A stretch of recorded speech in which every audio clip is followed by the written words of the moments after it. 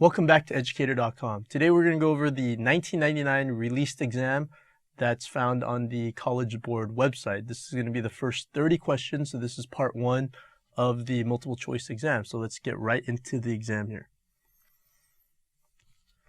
All right, question number one deals with checks and balances. So number one has to do with checks and balances. I'll do what I can to write as neatly as possible. And again, make sure you have a copy of this exam with you as you're going over this. Otherwise, it's not going to make a whole lot of sense here. So what's an example of checks and balances? Question number one.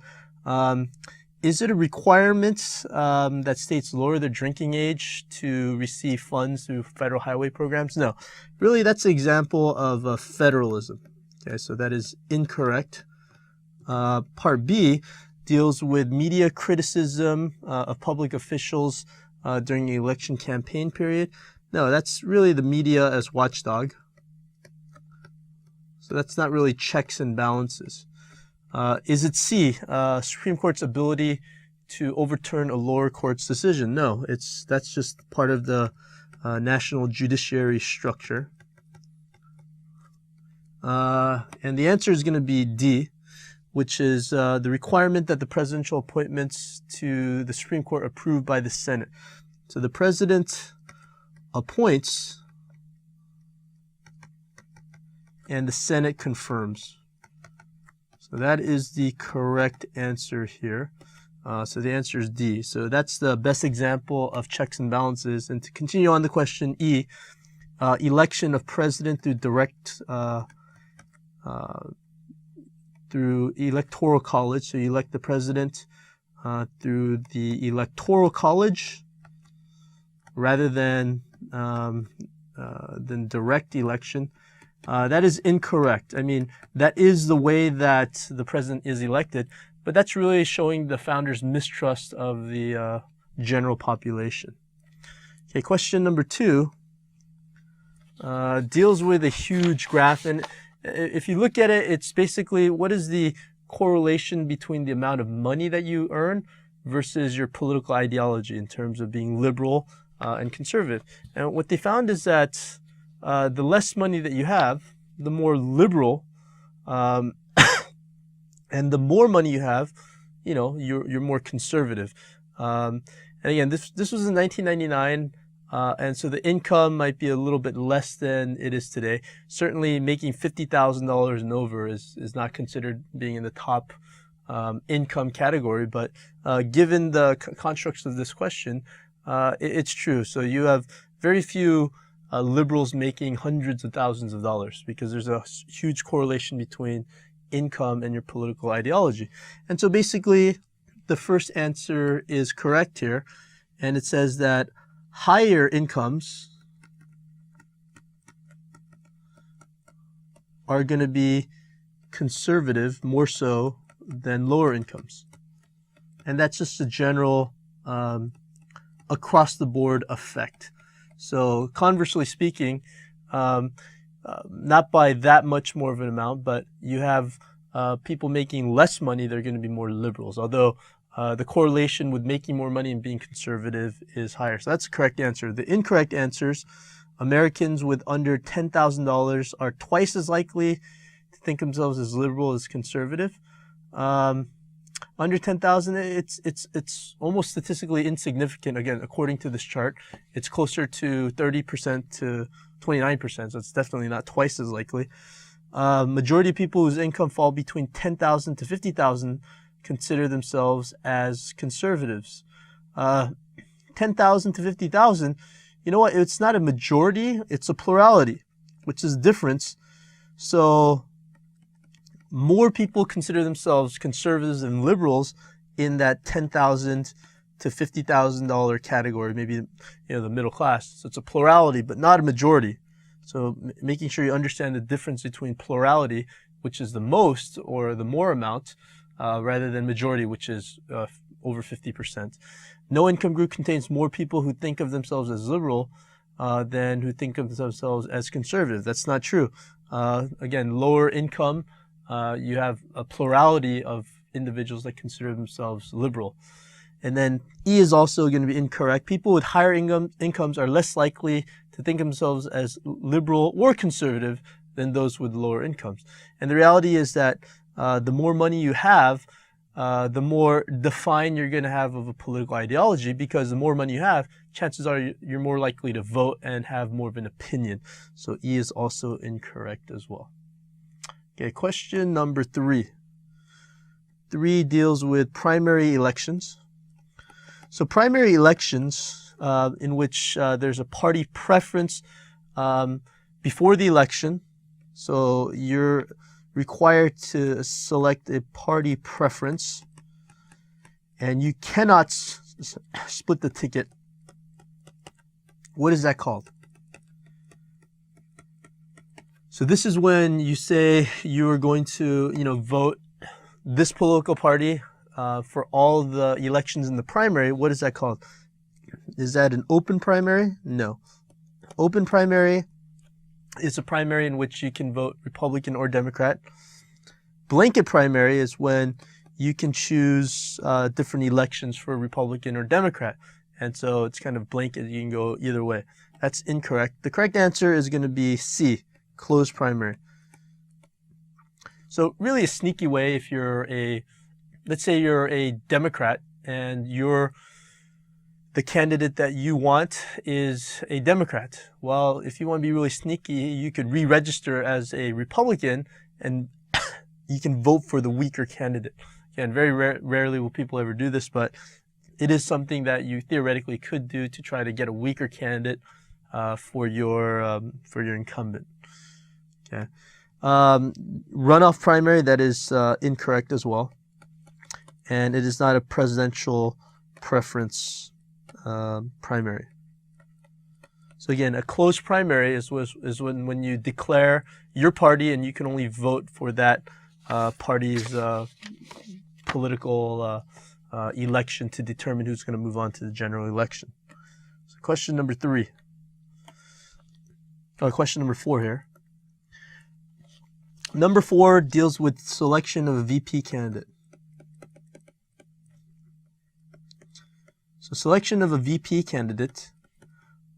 What is the primary consideration when you're choosing a VP candidate? Yeah, most of you guys, you'll never get to the point where you're trying to figure out which candidate to choose, but once every 4 years, at least one party has to make that consideration for the incumbent party. Usually the VP candidate doesn't have to be. Usually it's the same individual. But what is the primary consideration? So is it amount of wealth? No. Now, do you want to choose someone that's in massive debt? Probably not, but wealth is really not a prime consideration. The correct answer is going to be B.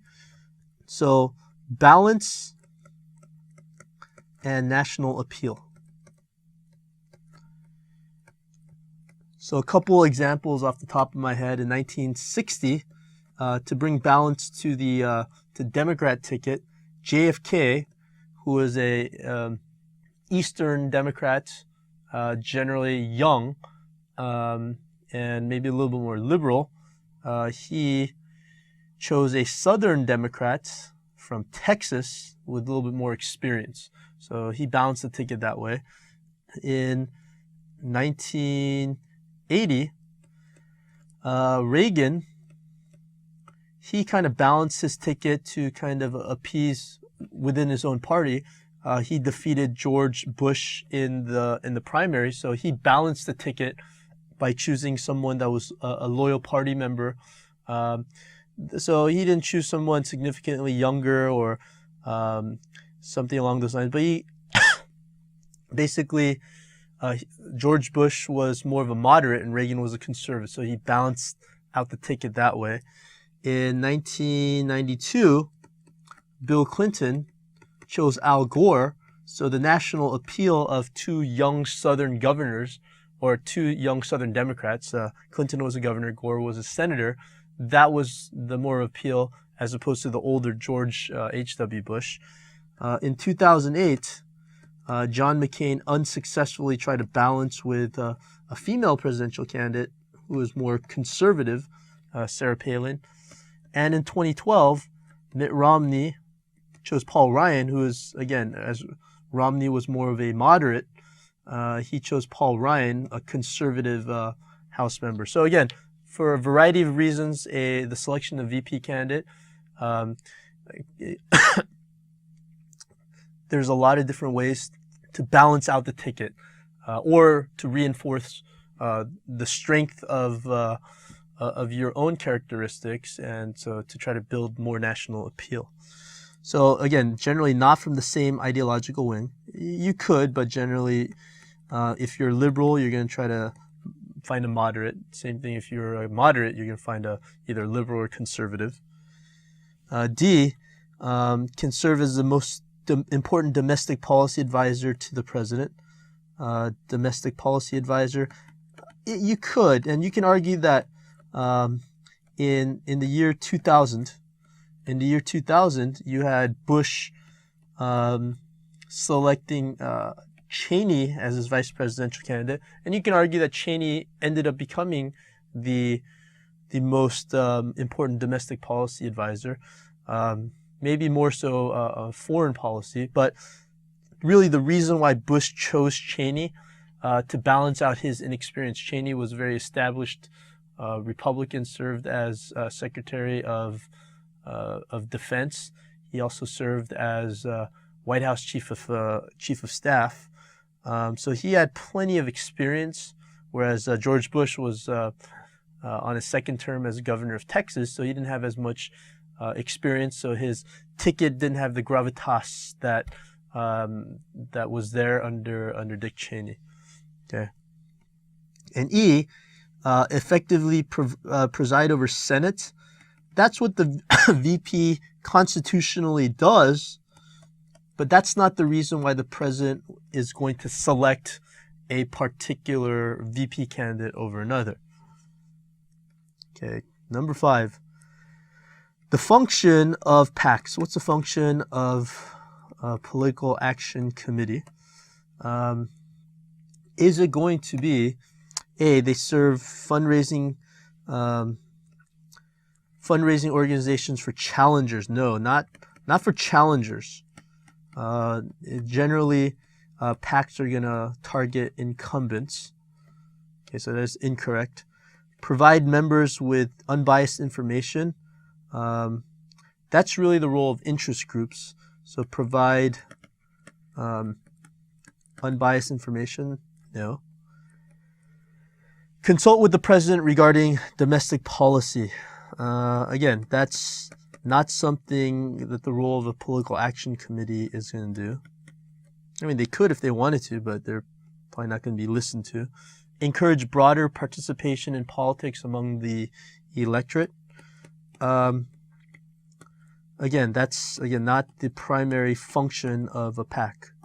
Okay, the primary function of a political action committee is to raise campaign funds for favored candidates.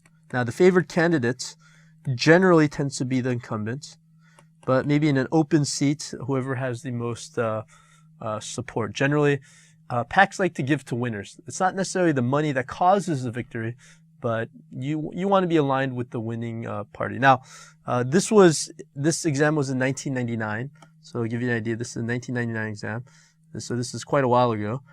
Since then, there's been a creation of super PACs. So to give you an idea, okay, what are super PACs? Super PACs are basically the sole purpose expenditure only. So they don't actually donate expenditure only PACs. So they actually don't raise campaign funds, but they independently create advertisements either for their favorite candidate or against their opposed candidate, as long as they don't coordinate with the candidates themselves. And if that's the case, super PACs can they can create whatever they want, and they can support whoever candidate they want, or they can oppose whoever candidate. So that's the idea behind that. Question number 6 has to do with distribution of income among families here. So question number 6 deals with which of the following conclusions about income distribution during the Reagan administration is supported by the table here? And basically, if you just read the chart here, the lowest fifth in 1980, 5.1% of the income. The highest fifth, 41.6. In 1984 is 4.7, and then highest fifth was 42.9. And then in 1988, 4.6, and then 44.0. Basically, what this graph is trying to show is that the rich got richer and the poor got poorer. And again, this, as far as getting poorer, is only by 0.1%, but that's kind of the idea behind that. So in terms of, this is an income distribution question. Okay, and choice A is dealing with share of income received by the lowest fifth increase. That is incorrect. Share of income received by the second fifth increase. That's also incorrect. Share of income received by the highest fifth increase, whereas the share received by the lowest fifth decreased. Basically, rich got richer and the poor got poorer. Not by a whole, again, this is in relative share. So the rich got poorer relatively from 1980 to 1988. Again, the absolute wealth, we don't know the data with that, but that is the correct answer. D, number of people earning high incomes increased. Again, we don't know specifically. And then E, the middle class disappeared. That's just kind of a ridiculous answer. Okay. Question number 7. So number 7 deals with registered voters. So who do registered voters actually vote for? So this is something that tests your ability to know kind of the specifics in both the executive, judicial, and legislative. Okay, do they vote for the VP and president? No, they don't. They do not vote for the VP and president. They vote for the electoral college members. I've never voted for the president of the United States. I voted for electors who end up voting for the president in the electoral college, but technically I've never voted for the president. No individual can actually do this. Supreme Court justices, no, they are appointed by the president, subject to confirmation by the Senate. So no, they are not voted in. Members of the Senate. Now, if this was before the 17th Amendment, then this also would not be something voters vote for, but they are. And House members, that was part of the original Constitution. But it's kind of interesting that, again, the Founding Fathers, originally, they only had it so that the general population only voted for the House of Representatives, not the president, vice president, not Supreme Court justices, and not the Senate.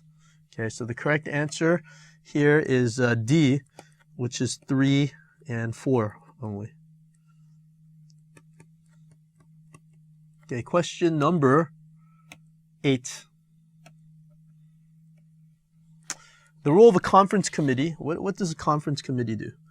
So conference committee, it's considered possibly, you have the Senate, you have the House, and you have the conference committee. So a bill passes through the Senate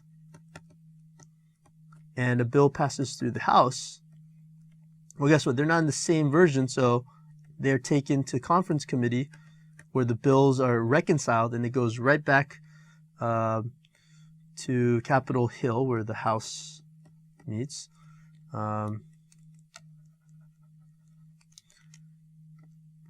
And it goes back to the Senate in the same version, and then it goes to the president to sign. But it's really got to go through this conference committee. So the answer, do they hold hearings? No, they don't hold hearings. Do they oversee actions of the executive branch? No. Do they decide which bills should be considered by the full Senate? No. Do they conduct hearings? No, that's not the role of the conference committee. Do they reconcile differences between the versions of the House and the Senate? Absolutely. They reconcile bills between the House and the Senate? So the answer is E for question number 8. Okay, let's move on to question number 9. Supreme Court justices, they were given tenure subject to good behavior by the framers. Why? Why would they do that? So you're allowed to be a Supreme Court justice for the life. For what reason? And life appointments, for what reason?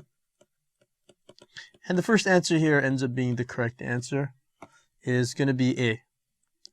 Okay, free from political pressures. So let's say a president appoints you, and 2 years later, you come up with something that is at odds with the person who appointed you. Well, guess what? You have an indirect check on the executive, because you can do what you want. You can vote you can make rulings based on your conscience, right? So if it were the case where the president reappoints you, you as a justice might be inclined to vote a certain way, so you might get reelected. Now, because of the system that we have, judges may do things that the president doesn't agree with, but at least judges are acting independently, and they're not making decisions based on getting reappointed or not. Again, the downside is that justices are not accountable to the public because of the life appointments as much as you might want from them. Judges are encouraged to make politically popular decisions? No. They actually now have an incentive to do things based out of conscience rather than what's popular. Cooperation between judicial and legislative branches are assured? No. Life appointments make it so that you can do what you want. You do as you please, as long as you have good behavior, right? Presidents are encouraged to seek younger nominees for the Supreme Court. You know what? That actually could be an answer. Presidents are encouraged to seek younger nominees for the Supreme Court. That could be an answer as to why a president might want to select someone based on having lasting impact, but that's not the reason why the framers gave life tenure. So E might be correct, but it's answering kind of a different question. So, for example,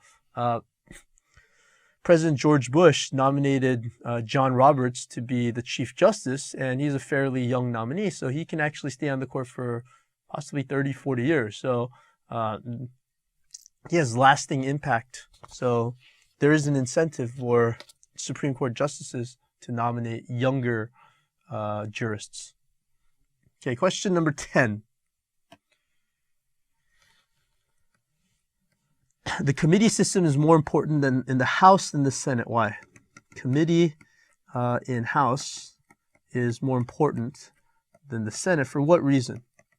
Is it that the seniority system plays no role in the House and must play a larger role? And the answer is no. There is a role for seniority system. Is it the Constitution mandates the type of committee structure in the House? No. There's no constitutional guarantee that that structure is in place. Is it that committee members are appointed by the president? No. It's own party leadership that determines committee membership. Is it D, the House is so large that more work can be accomplished in committees than in floor? So large body, so more efficient that way. So that is the correct answer. I mean, this is just kind of common sense. It's just, there's just 435 members, 45 House members, and there's 100 senators. It's much more complicated to get things done in the House, just based on the numbers here. Majority party in the House prefers to give priority to the work of the committees. No, that is incorrect as well. Okay, question number 11. The most important source of a Supreme Court's caseload. Supreme Court's caseload has to do with which type of jurisdiction. So this answer is found directly in my National Judiciary lecture. Is it the original jurisdiction? No. I mean, maybe 0.1%. Is it appellate jurisdiction? And that is the correct answer. Appellate. Supreme Court hears cases from the Court of Appeals. Okay. Is it C, instruction from the Solicitor General? No. Is it special master's certification of cases for review? No. And is it Congress's certifications? No. The answer is appellate jurisdiction. Okay, question number 12. Number 12, the president attempts to influence Congress to pass a legislative program. They might employ which of the following strategies? So this is the presidential's legislative strategies. So all of the following except. So does the president use the media to draw legislative attention? Media for legislative program attention. Absolutely. The president can use the power of the bully pulpit. So bully pulpit means that the president has an advantage over Congress because if the president is effective in the use of media. So because that is one way, that is incorrect. Constitution mandates, or actually no, hold on. Assigning legislative liaisons in the executive office of the president to lobby legislatures. So assign legislative liaisons. So basically people that whose job is to connect between the legislative branch and the EOP to lobby. Absolutely. President is going to do its best to communicate with members of his own party, primarily, but also the opposing party regarding legislation. Is it going to be C, denying campaign re-election funds to legislators who oppose the president's policy stand? Campaign funds to opponents. Now, is it possible the president can do that? It is possible, but legally they're not going to do that, and they're not going to outright say they're going to do that. But it is possible, but because that's not the kosher way of doing things, that's going to be the correct answer. Does the president exploit a partisan majority for the president's party in both the House and the Senate? Yes, party control, absolutely. If you look at Obamacare would not have been possible unless there was a majority in the Senate and the House for the Democrats. Not a single Republican voted for Obamacare, so it was a hugely partisan issue, and Obama was only able to succeed because of the partisan divide in regards to that particular issue. And Part E, reminding legislatures of high popularity ratings for the president in public opinion polls. So the president, again, can try to leverage the media. The president can leverage the media in terms of getting his agenda. So to kind of recap, the president is vested in one person, whereas Congress is separate. So there's more of a unified message. The president can assign liaisons to try to lobby individual congressmen. If you have party control, and again, to leverage the media. Denying campaign funds to those that oppose the policies. Now, as far as the president's threat to not campaign for those that oppose, that's possible, but to deny campaign funds, really the president doesn't really control campaign funds. So if the president did that, it would be through illegal means. And we know the president would never do anything like that. Okay, question number 13. Presidents have most success in changing direction of decisions by the federal judiciary by doing what? So president success in changing judiciary. So what's the best way that the president can influence the judicial branch? Is it threaten Congress? Generally, threatening is probably not going to be the most effective, so that's going to be incorrect. Use media to build consensus. Not really. Again, judges aren't going to necessarily be swayed by the media. Are they going to request Congress to reduce the term of that judges serve? No, because judges actually serve during good behavior, so they have lifetime appointments, basically. Is it D? Using appointment process to select judges with judicial philosophy similar to those of the president? Absolutely. So the president is going to find someone judicial philosophy. So the best way for the president to change the direction of judiciary is when you make the appointment. Once you make it, your hands are constitutionally tied. There's only certain things that you can do. Or is it E, pressure Congress? Again, pressure Congress.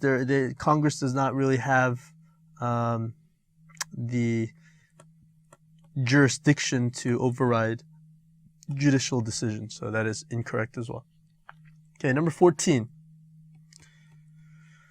Which of the following did the most expand civil rights in the 1950s? So this is the Warren Court expands civil rights in the 1950s. So what did the most to do that? And is it A, state legislative decisions desegregating? No, the states generally were not the initiators of desegregation. Is it state court decisions outlawing poll taxes? No. Again, the states really didn't take an active role in the civil rights battle. Is it the passage of voting rights legislation by Congress? You know what? This was actually in the 1960s with the Civil Rights Act of 1964, Voting Rights Act of 1965, but not necessarily in the 50s. So that is incorrect. So voting rights.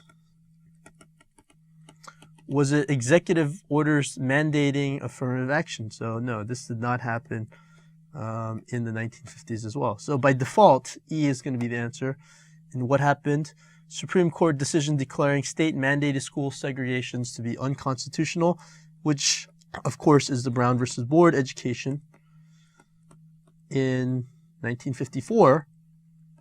And it was an uncharacteristic way to make a decision because it was based on emotional appeal, and it was a unanimous vote. So that was what expanded civil rights in the 1950s. Question number 15. Number 15 deals with the right of free speech as currently interpreted by the Supreme Court. So what is free speech going to be? What does free speech permit? And the answer is actually A.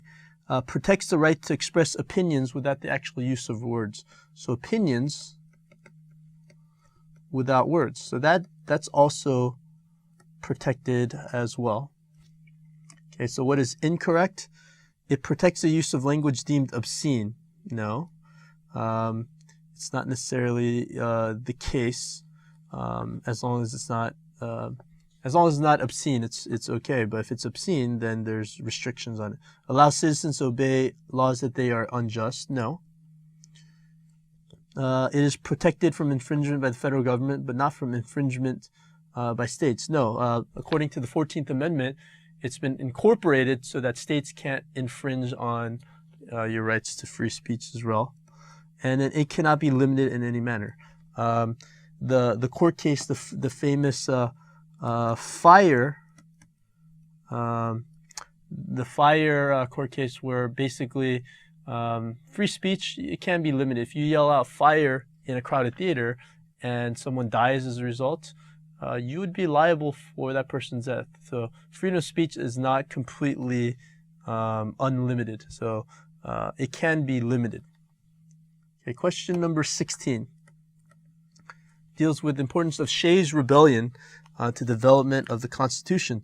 So Shays' Rebellion, if you remember, there's a rebellion that was going on prior to the Constitutional Convention, and it really showed that when there's national unrest, there was no strong national government to quell the rebellion. So that really showed the need for a strong national government. Okay, so was it A, did that reveal the necessity of adding Bill of Rights? No. So it's not the Bill of Rights that was needed. Once the Constitution was created, then a lot of the anti-federalists, they lobbied for inclusion of the Bill of Rights. Demonstrated intensity of anti-ratification. No. Again, Shays Rebellion just showed that C, the correct answer being that strong constitutionally denied national government was needed. So national government. So any of these questions with the founding of the Constitutional Convention, it was a need for strong central government, the need to levy taxes, regulate trade, promote national welfare, these types of things. There's a lack of central government, and so the calling of the Constitution was to address that, and the Shays Rebellion actually exposed the weakness of the Articles of Confederation. Okay, so another thing that was not the correct answer was convince delegates to attend Constitutional Convention to accept Connecticut Plan. Again, Connecticut Plan wasn't even developed until after the meeting of the Constitutional Convention. And E, reinforced the idea that slavery should be outlawed. Again, slavery was kind of like the issue that was kind of off the table, that was kind of like put to the side. I mean, you know, let's not deal with slavery. And again, it's something that it took a civil war to really address the evils of slavery. Okay, number 17 deals with federal system of government. What happens in a federal system of government? So number 16 is actually C. Where is the political power? Political power is going to be divided between the state and national government. So that's basically what federalism is, federal government. So what is it not? It's not just local governments. That's incorrect. It's not just in regional. It's not in the central government alone. But the correct answer is going to be the central and regional. And central and regional being like more the state or the local government. So that's the correct answer. And it is not regional and local.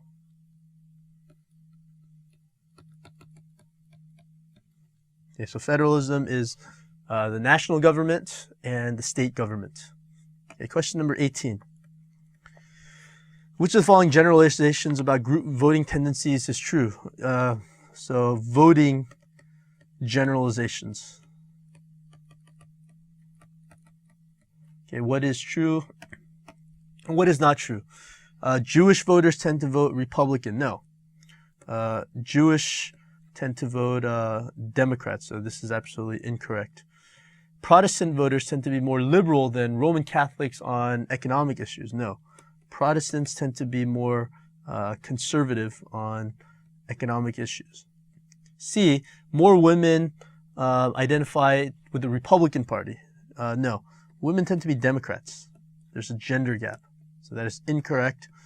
D, rural voters support Democrats. Urban voters do not as much. No.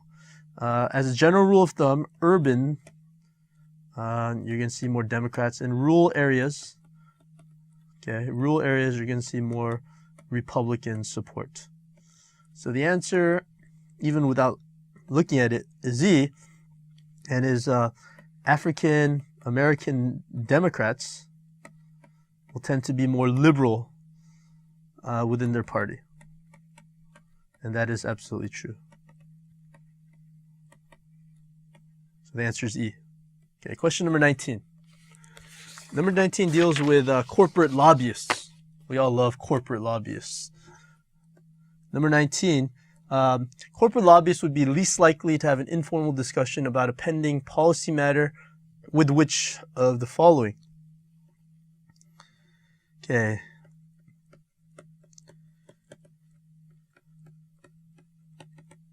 So a corporate lobbyist, is he going to have a discussion with a House member? House member where there is district implications? Absolutely. You can try to lobby that member and have him vote for that particular bill.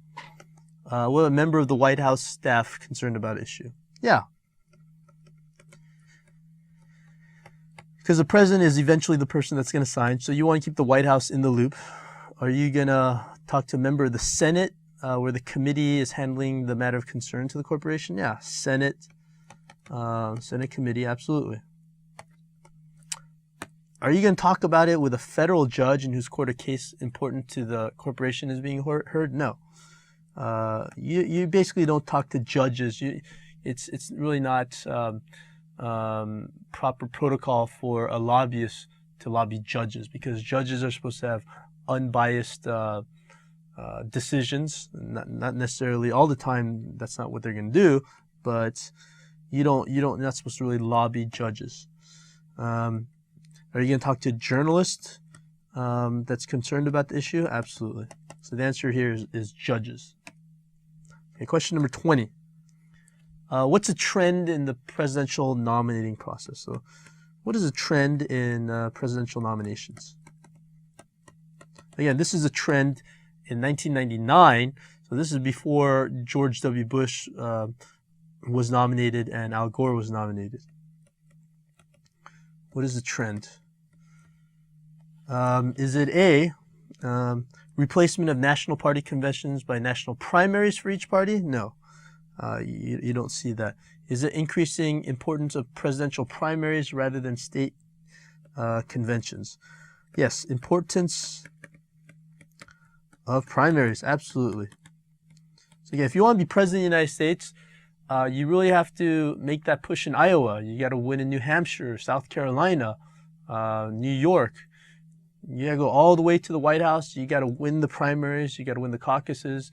And so there's less control by the state conventions, national conventions. The political party leaders don't have as much influence. It's your ability to get your name out to the media that really determines whether or not you're going to be a viable candidate for president. So it's not going to be C. It's not going to be declining role for PACs. In fact, there's an increasing role of PACs, now even super PACs. Decreasing cost of campaigns, no. Now, because it's more individual-centric, you're going to have to put more money into campaigns. So money is becoming an issue in campaigns. If you're going to run for president, chances are you're not going to fund it by yourself unless you're a billionaire. But now, basically, to run an effective campaign for the presidency, you're going to have at least $1 billion. So it's not a small chunk of change there. And increasing control by political party leaders? No. Because of the importance of primaries, the importance of party leaders has actually decreased as a result. Okay, question number 21. What are standing committees in Congress? So standing committees, they are permanent committees. Okay? They are not specially appointed investigative bodies. That would be more of a select committee. They are not joint committees, like a conference committee. They are not committees created for each session. This is a permanent, long-standing committee. And so the answer is D, permanent subject matter committees. So these are things that you hold on to. You're a member of that committee until otherwise stated. They're not advisory staff agencies. That is also incorrect. Okay, question number 22 deals with all the followings are granted to the president by the Constitution except. So what are the president powers and which one is not a presidential power? Okay, so what are presidential powers? Let's write them in blue. They can commission officers to the armed forces. Absolutely. The president is the commander-in-chief. So as such, the president can absolutely commission officers. Address Congress, State of the Union. Absolutely. Now, is the president required to give a speech to Congress? No. It just says in the Constitution to give a State of the Union. Again, but Woodrow Wilson popularized it so that the president actually does give a speech to Congress. And, you know, that's kind of one of the annual things that the president uses to highlight important things for his budget plan. Does the president receive ambassadors? Absolutely. As president of the United States, you're the chief diplomat. Does the president grant pardons for federal offenses? Absolutely. So the president has some judicial powers. So usually this is not done until the end of the presidency, but there's no guidelines. If the president sees like an injustice, the president has the ability to fully pardon an individual for a particular crime.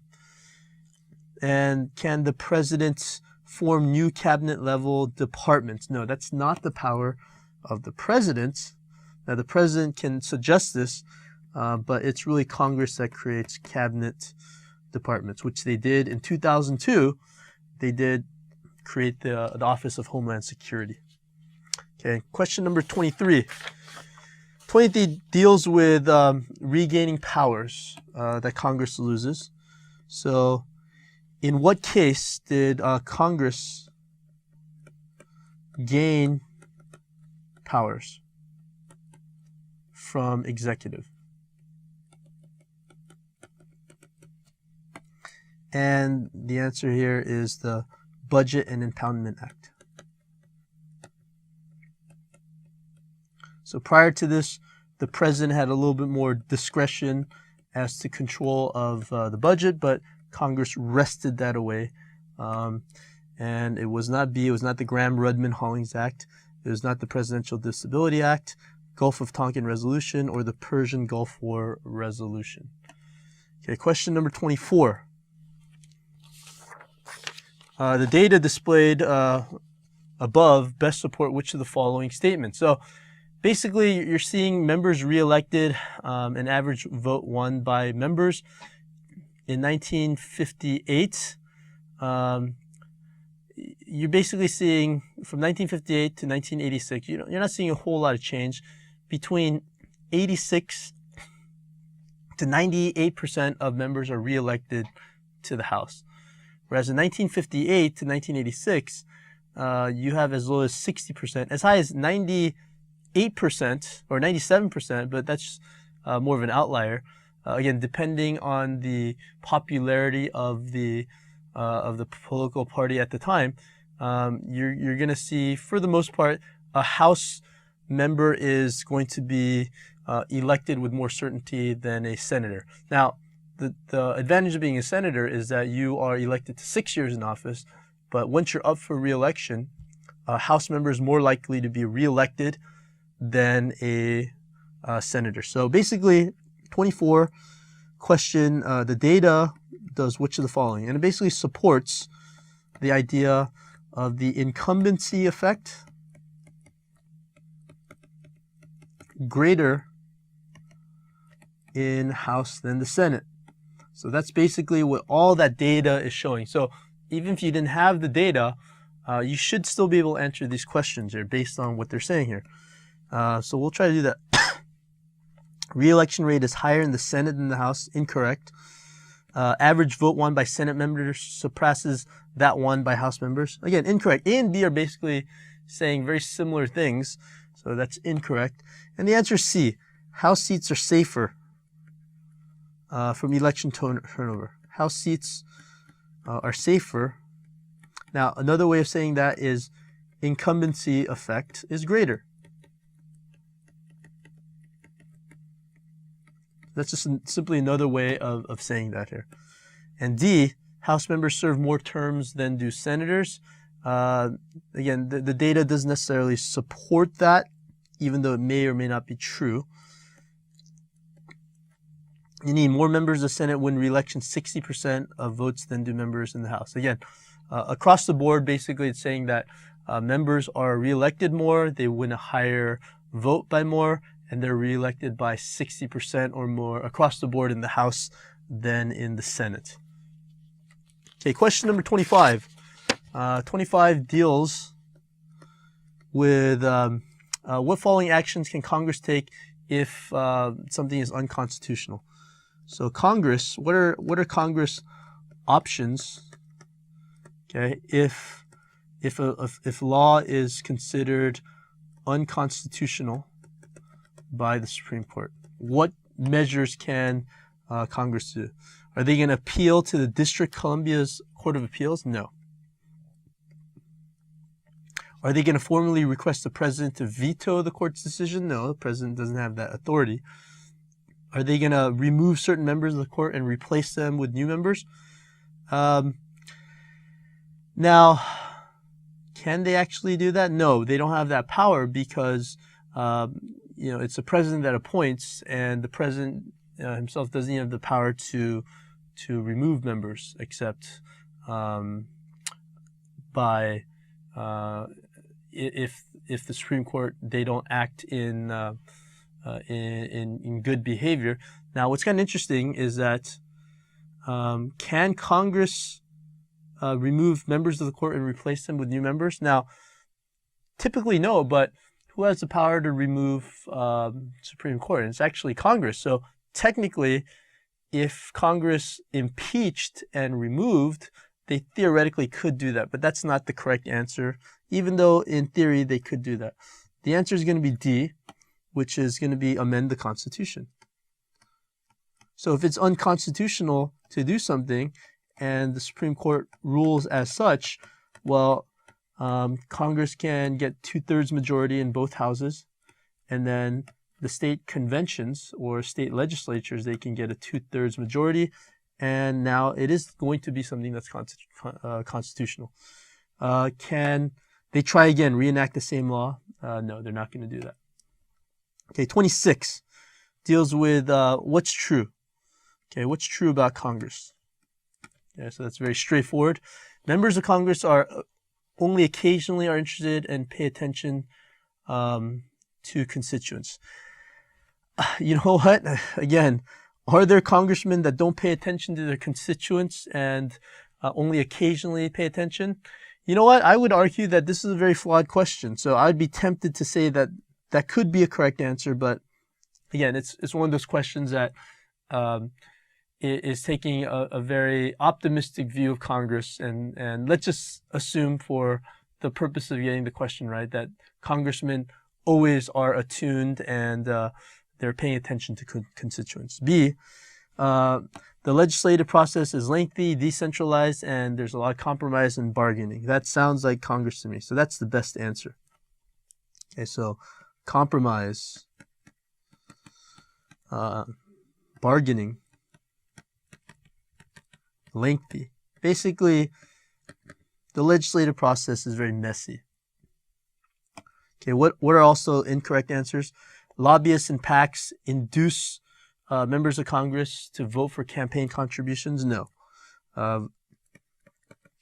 So vote, they either vote as delegate or trustee. So yes, lobbyists and PACs, they do contribute money, but generally speaking, the money buys influence rather than the actual votes. Just there are a lot of competing interests. So it's hard, it would be really a stretch to say that this campaign contribution has directly led a congressman to vote one way. The growth in the size of Congress is a principal cause of growth of the deficit? No. Huge reason why there's a huge deficit is the growing population. And again, you have more entitlement spending. E, debate in both houses are structured by elaborate rules. No. In the House, there are elaborate rules, but there's a lot more freedom in the Senate. Okay, question number 27. 27, what is articulated in the War Powers Resolution? So War Powers Resolution was a way that Congress basically tried to limit the power of the president as commander-in-chief, right? And so what were some of the possible answer choices? President may declare war. No. The president does not declare war. It's Congress that declares war. President must finance any war efforts from a special contingency fund. No, we are broke as it is, and so there is no special contingency fund. Correct answer is C. President must bring troops home from hostilities within 60 to 90 days unless Congress extends the time. So 60 to 90 days, and then Congress basically there's going to be approval from Congress. Okay. D, president may not nationalize state militias without congressional consent. That is not correct. President may not send troops into hostilities without declaration of war. No, that is incorrect as well. Okay, question number 28. In the 1992 election, so this was the 1992 election, to refresh your memory, Bill Clinton, he won. From a national perspective, he got 42% of the vote. George H.W. Bush actually only got 39% of the vote. And then Ross Perot actually won a very healthy 19% of the vote. But that's the presidential election. Now, what happened in the congressional election? The membership of Congress was altered significantly by an increase of what? Conservative Democrats? No. There's not a whole lot of conservative Democrats to begin with, so that's kind of been on the decline since the 1950s. Liberal Republicans, same thing. That seems like something that's not even possible in this day and age. Third-party representatives. Again, this was the election where Ross Perot, a third-party candidate, gained a lot of recognition, but he won 0 electoral votes, and nationwide there was not any significant third-party representation in Congress, so that's also incorrect. D, political independence. No, even though there was clearly a dissatisfied population in terms of the presidential election, as far as voting for Congress, pretty much you had your standard Republican and standard Democrats. Okay, so the answer, this is on the process of elimination, is that there are more minorities than women. Simply because A, B, C, and D simply don't make sense. So even if you didn't know that this was the case, this is the least bad answer. Okay, 2 more questions for this particular section. Question number 29. 29 actually deals with discrimination in public accommodations was illegal as a direct result of what? So discrimination in public was illegal based on what? Now, if you remember the Civil War amendments, the 13th Amendment, 13th Amendment abolished slavery. The 14th Amendment gave the rights of citizenship to former slaves.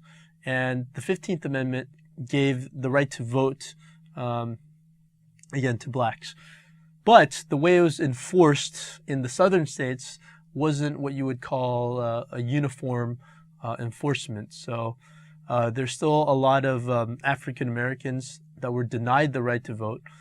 They were not only were denied the right to vote, they faced a lot of these Jim Crow laws where they faced a lot of discrimination. So what was the primary means by which discrimination was stopped in the middle of the 20th century? And there's some interesting answers here. Supreme Court decision in Brown versus Board. Now, that might sound like it's a possible answer, but all that established was that separate but equal facilities was unconstitutional. It actually didn't stop the practice of discriminating in public accommodation. So that sounds like it could be an answer, but we're going to have to cross that out. Supreme Court decision in Sweat versus Painter, that was not the correct answer. Correct answer is C, the Civil Rights Act of 1964. So this was a legislation that was passed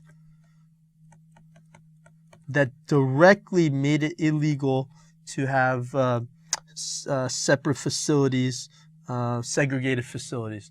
So that was the direct result that was illegal. Now again, the Brown versus Board of Education, that may have laid the groundwork for it, but it's the Civil Rights Act of 1964 that made such segregation illegal. And again, it wasn't the Montgomery bus boycott. It certainly helped. And it wasn't the Voting Rights Act of 1965. What that did was that increased the registration of blacks. So that was probably, if the question was asked, what caused a direct increase in political participation among blacks? And the answer would be the Voting Rights Act of 1965. And the final question here is most individual protections of the Bill of Rights now apply to the state because of what? Is it the preamble? Okay, so Bill of Rights incorporation to states. Because if you recall, the Bill of Rights, they basically start off, Congress shall not create a law. It says nothing about the states. So if you just take the first 10 amendments, basically it says that Congress can't do any of these things, but doesn't prohibit state governments from doing these things. So what made it so that individual protections are granted against state governments as well? Is it the preamble? It's not the preamble. There's nothing that prevents the states from doing something in the preamble. It's not the necessary and proper clause. That's found in Article 1 of the Constitution. It's not the supremacy clause. Supremacy clause is that in laws where the federal and the state basically collide, it's the federal government, it's the national government that's going to take precedence. And it's not the 10th Amendment. The 10th Amendment basically says where there is no where its power is not specifically given to the national government, then it's given to the states as a result. The correct answer is the 14th Amendment. Okay, the 14th Amendment basically incorporated the Bill of Rights to apply to the states as well. So even though it's not part of the Bill of Rights, the 14th Amendment is actually considered as being part of the Bill of Rights precisely because it extends protections granted basically against Congress. Basically, it's granted against the states. So Congress may not discriminate, may not take away your rights, but also the states cannot under the provisions of the 14th Amendment. Thank you for watching Educator.com.